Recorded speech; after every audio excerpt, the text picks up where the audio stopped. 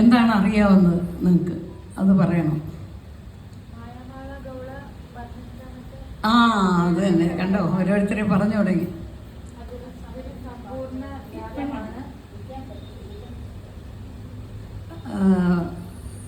അതായത് ആദ്യം പഠിപ്പിക്കുന്ന രാഗം. ഇതിന് തുല്യമായി ഇക്വലൻ്റ് എന്ന് പറയാനൊക്കില്ല.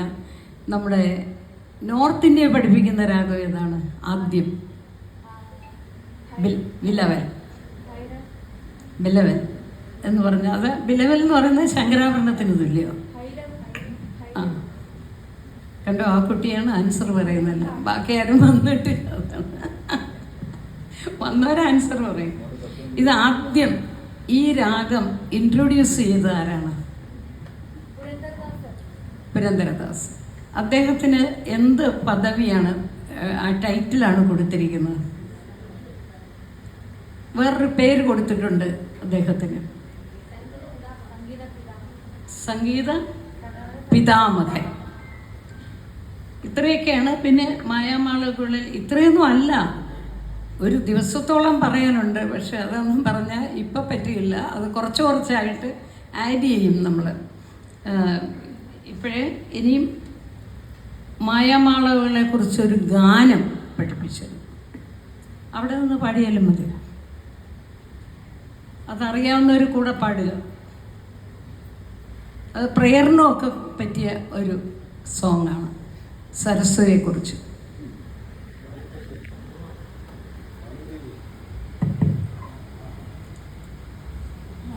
സ്വരങ്ങൾ സരിഗമ പദനിസ വരുന്നത്.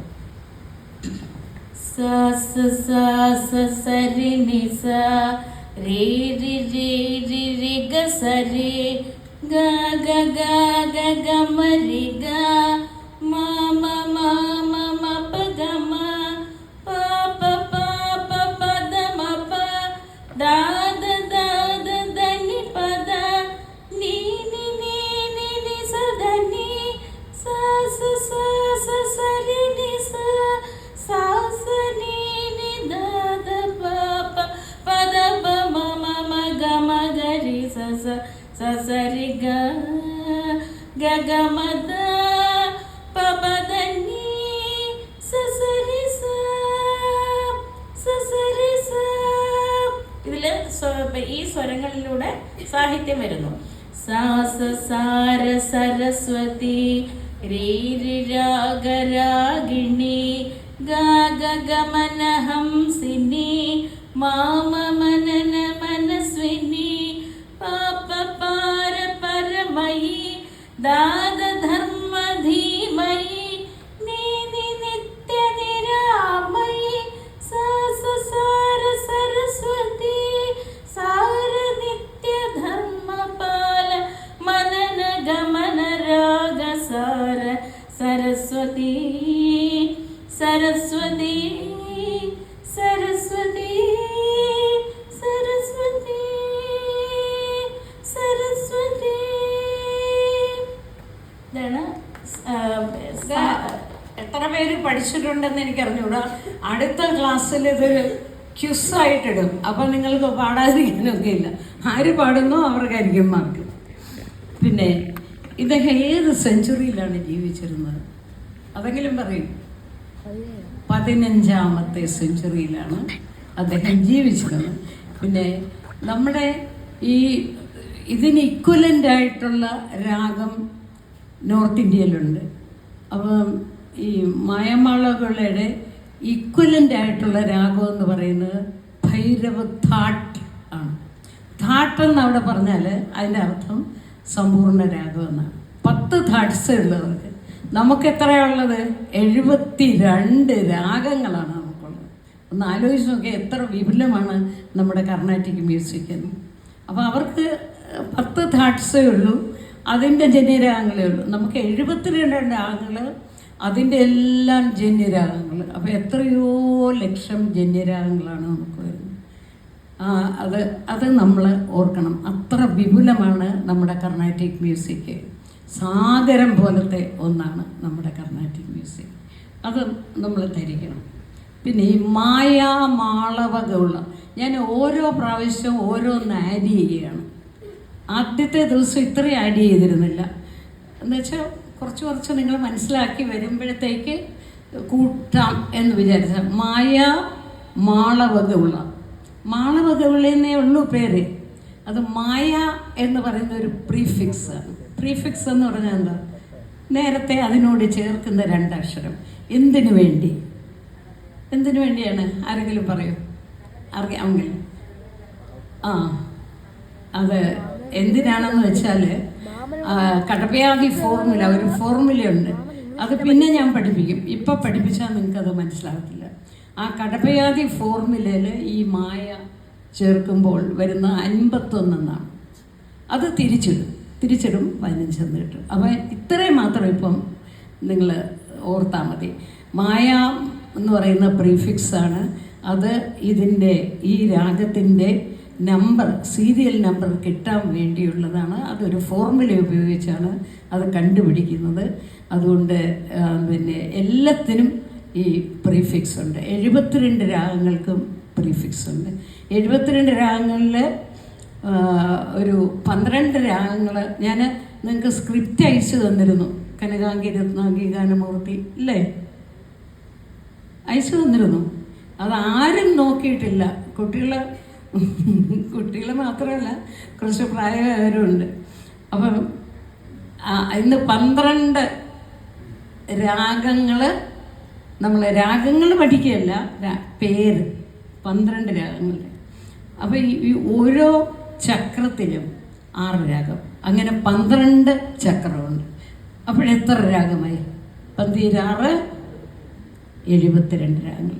അതിൽ 36 രാഗങ്ങൾ ആദ്യത്തെ ശുദ്ധമധ്യമ മേളങ്ങളായിരിക്കും.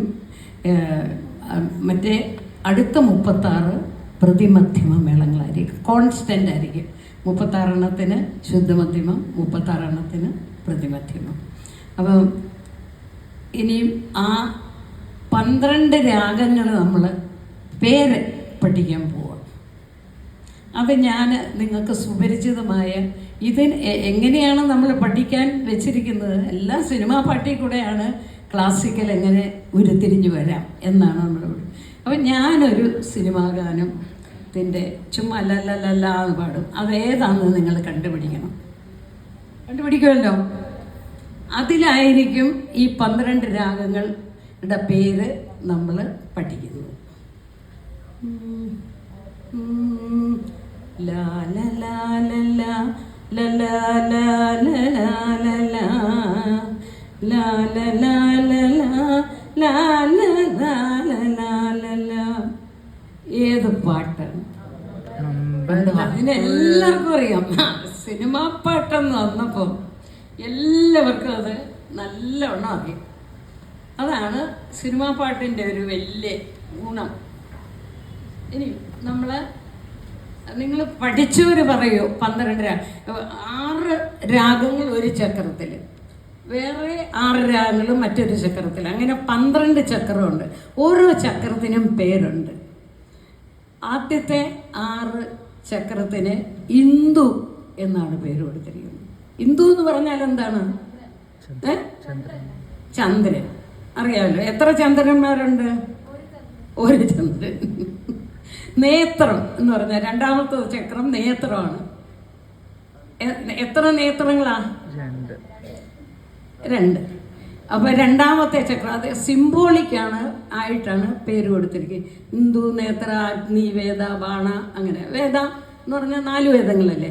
ബാണം എന്ന് പറഞ്ഞാൽ പഞ്ചബാണം, 5 ബാണം. അപ്പം ആദ്യത്തെ 2 എണ്ണം മാത്രം ഇപ്പം പഠിച്ചാൽ മതി. എല്ലാവരും പാടണം. കനകാംഗി രത്നാംഗി. ഇത് കഴിഞ്ഞ് കാണാൻ പറയണം ഈ പേരുകൾ. കനകാംഗി രത്നാംഗി പാടും. ഗാനമൂർത്തി. അത്രയും കാണാതെ പാടി. കനകാംഗി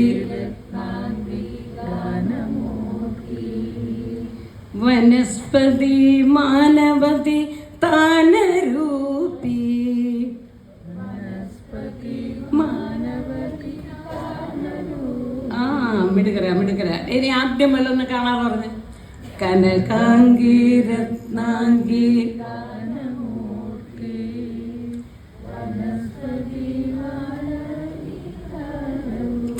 താനരൂപി. കഴിഞ്ഞു. 6 രാഗങ്ങളുടെ പേര് കഴിഞ്ഞു. ഫസ്റ്റ് ചക്രം എന്താണ്? ഫസ്റ്റ് ചക്രത്തിന്റെ പേര് അതല്ല, ചക്രത്തിന്റെ പേര് ഇന്ദു, ചന്ദ്രൻ, സിംബോളിക്കാണ്. ഇനി സേനാവതി ഹനുമത്തോടി ധേനുക.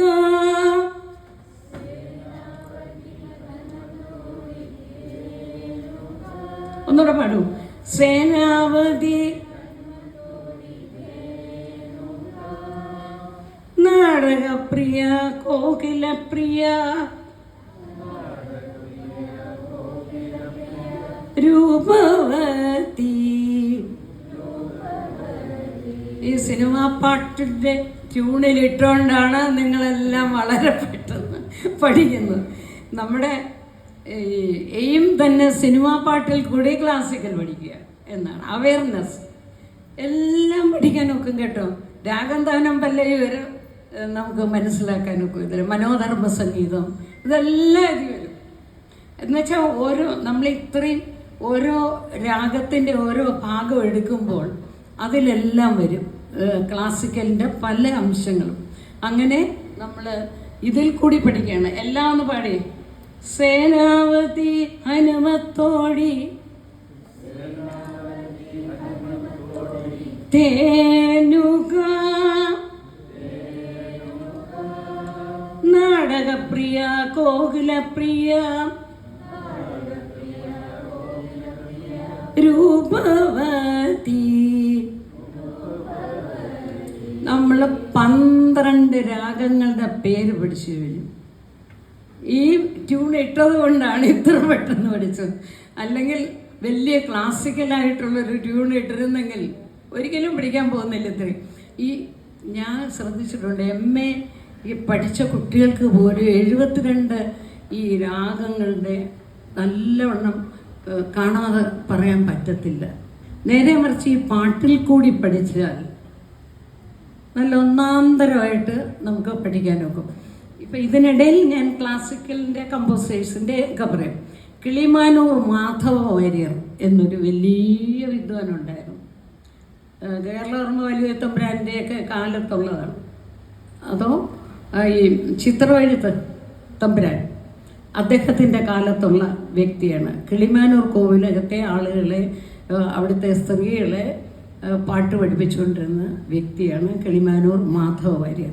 അദ്ദേഹം സിനിമയ്ക്ക് പാട്ടൊക്കെ ചെയ്തിട്ടുണ്ട് കേട്ടോ.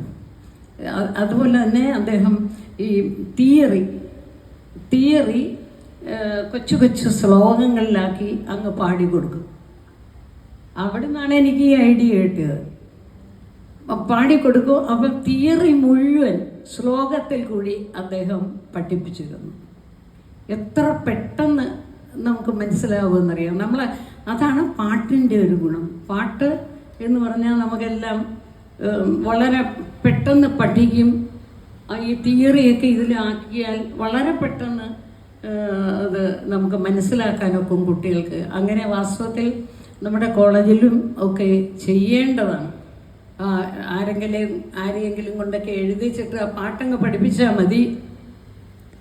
അത് ആ രാഗത്തിൻ്റെ ഒക്കെ നമുക്ക് മനസ്സിലാക്കാൻ നോക്കും. ഞങ്ങളങ്ങനെ ചെയ്തിട്ടുണ്ട് കേട്ടോ. ഇപ്പം കരകരപ്രിയ വരുമ്പം ഒരു പാട്ട് ഞങ്ങളങ്ങ് ചെയ്തു. ഈ ലക്ഷണഗീതം എന്നൊക്കെ കേട്ടിട്ടില്ലേ? അതായത് ഒരു രാഗത്തിൻ്റെ ലക്ഷണം ആ പാട്ടിൽ കാണും.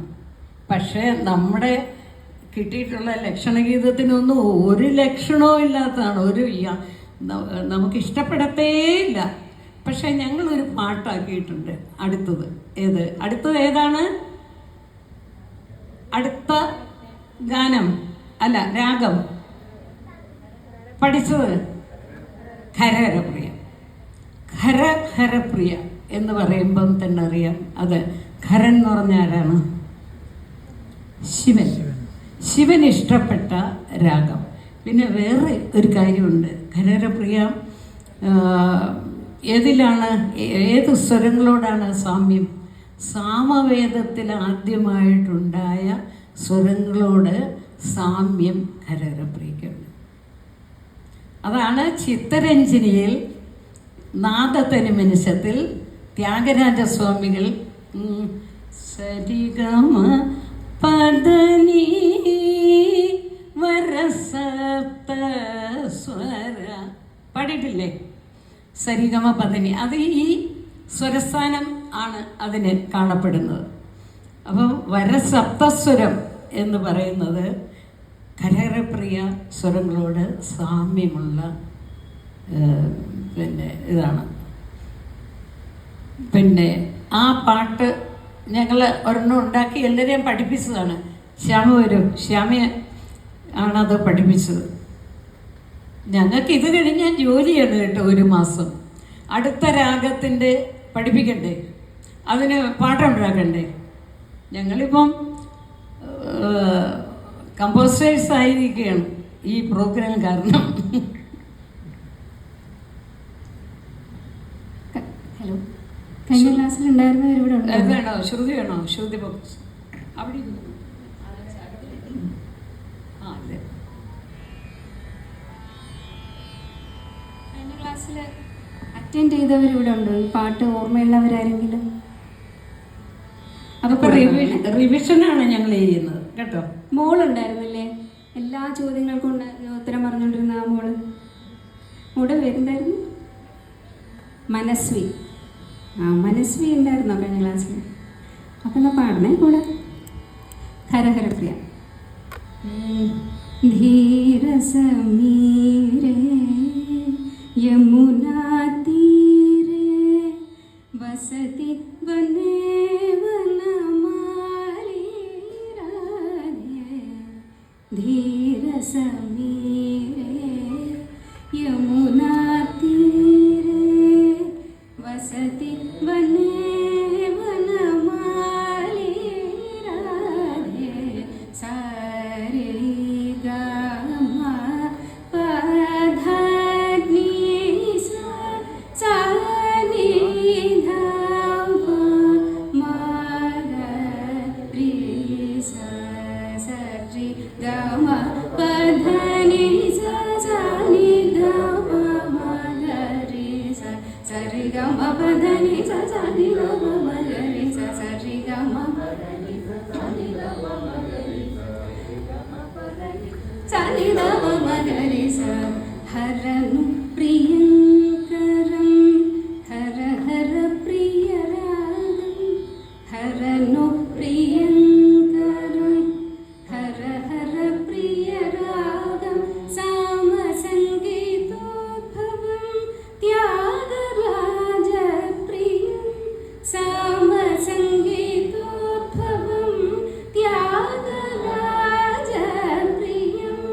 രാഗം മനോഹരം രാഗം മനോഹരം. സാരി ഗമ പധ നീ സാ സാനി ധ പ മഗരി സാ സരി ഗമ പധ സാനി ധ പ മഗരി സാ സരി ഗമ പധനി സാ സാനി ധ പ മഗരി സരി ഗമ പധനി സാ സാനി ധ പ മഗരി സാ.